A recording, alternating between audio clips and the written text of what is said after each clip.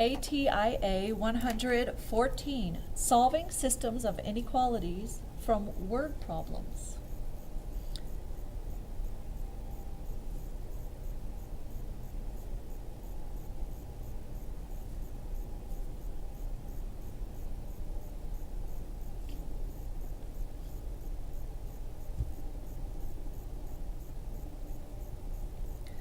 So we're just going to list the steps. First of all, you want to read carefully the word problem. Step 2 is you're going to write a system of inequalities based on that problem that you read.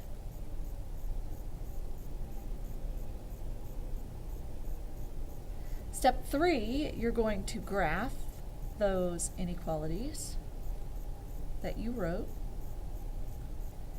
And step 4 is to shade the appropriate regions. And we could find out where to shade by plugging in test points. So we're going to do a couple of examples.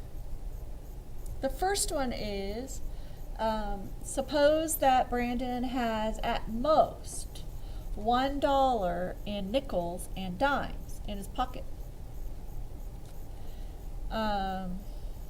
And suppose he has no more than 5 dimes in his pocket. So he has at most $1 in nickel and dimes.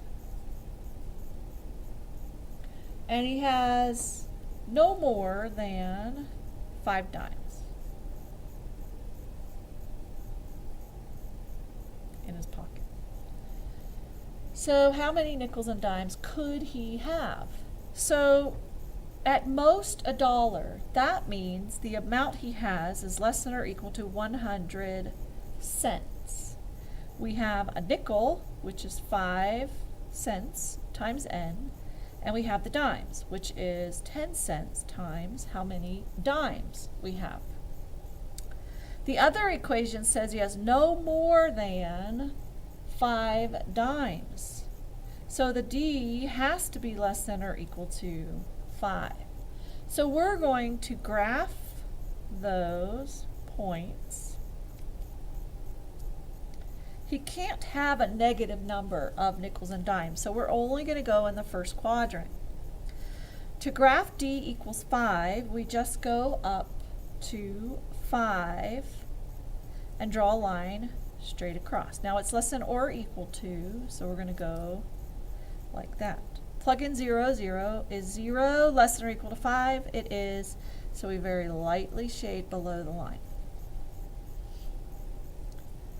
5n plus 10d. Now if we're going to graph that, has to be less than or equal to 100, it's going to cross when n is 0, so this is n, this is d. When n is 0, 10 times 10 is 100. So we're going to go up to 10 and put a dot. When d is 0, we're going to go over to 20 on the n and put a dot. And we're going to connect those with a solid line. Oops. And it has to be less than or equal to. Now we're just going to test 0, 0. If 0 plus 0 less than or equal to 100, it is, so we know it goes below this line. And in the first quadrant, so it's going to come to here. So this is all the points that can be, that would represent the number of nickels and dimes that he could use. So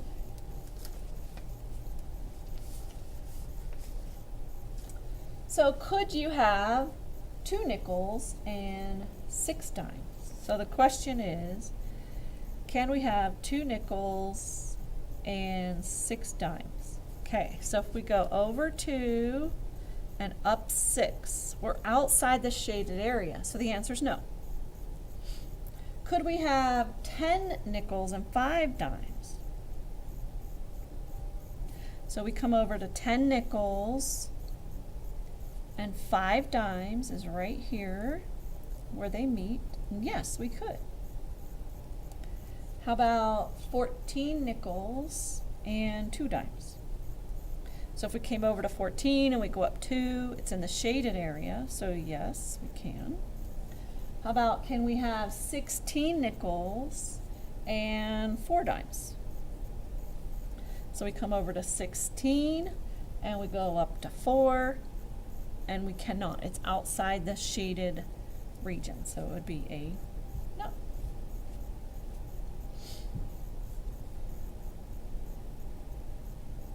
Okay, so the second example we're going to do is this problem. Joey sells bags of peanuts and popcorn for $2 each at the game. Peanut bags take up 1 unit of space and popcorn bags fill 2 units of space on his tray. So we have X peanuts and Y popcorns. We know that they're $2 each, and we know that X takes up 1 unit. It's just the space that it takes up, and Y takes up 2 units. Okay, so first we're going to write an equation, or an inequality, to show that Joey can carry up to $30 in products. So if we do $2 times the number of peanut boxes plus $2 times the number of popcorns, it has to be up to 30. So that means it can be equal to 30 or less than. Write an inequality to show that Joey can carry a maximum of 20 units on his tray. So we're going to do the number of peanuts, it takes up 1 unit, plus the number of popcorns, and it takes up 2 units. So we'll do 2y, has to be less than or equal to 20.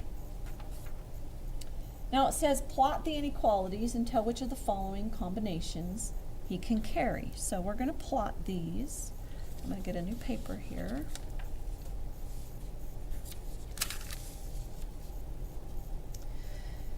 Okay, so we have, let's see, like this. It's going to be the first quadrant because we can't do negative number of peanuts and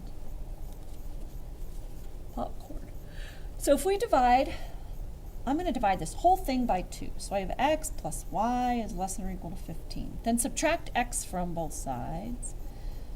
We have y is less than or equal to negative x plus 15. Now we're going to have a solid line because it has an or equal to. So when x is 0, y is 15. Let's see, x is 0, y is 15. When y is 0, x is 15. And we just draw our solid line right there in the first quadrant. Oh, I guess you could have done 15 and then the slope is negative 1. So you go down 10, over 10, down 10. Wait, I'm confused. Oh, from here you go down 10, over 10, down 10, over 10, down 10, over 10. What? That doesn't even make sense. Down 5 over 5. There we go. Down 5 over 5, down 5 over 5. Should match up that way. Okay, so the next one I'm going to do x plus 2y is less than or equal to 20. For me, it's easier to just say when x is 0, y has to be 10. So we'll go 0, 10, and draw a dot. When y is 0, x has to be 20. So we will cross that way. Now, for the first one, we forgot to check a point.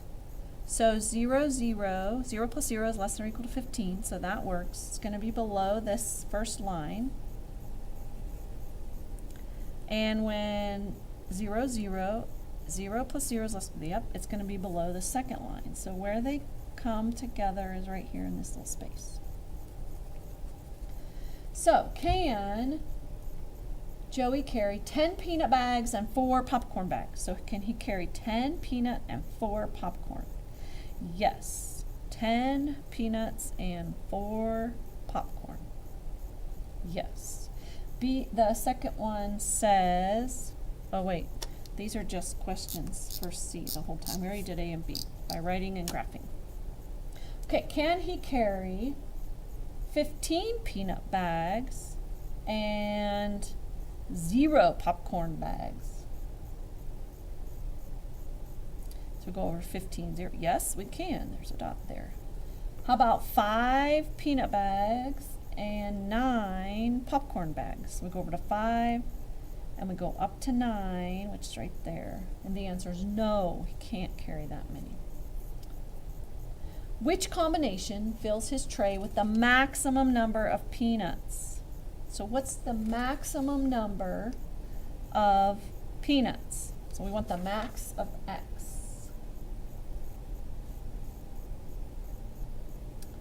Right where they intersect, 10, 5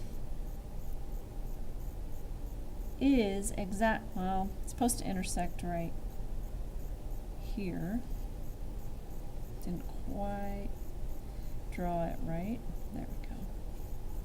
So this point is the 10, 5 is the maximum of both. He could take 10 peanuts and 5 popcorn. So the maximum peanuts would be 10 bags. And that's the end of the lesson.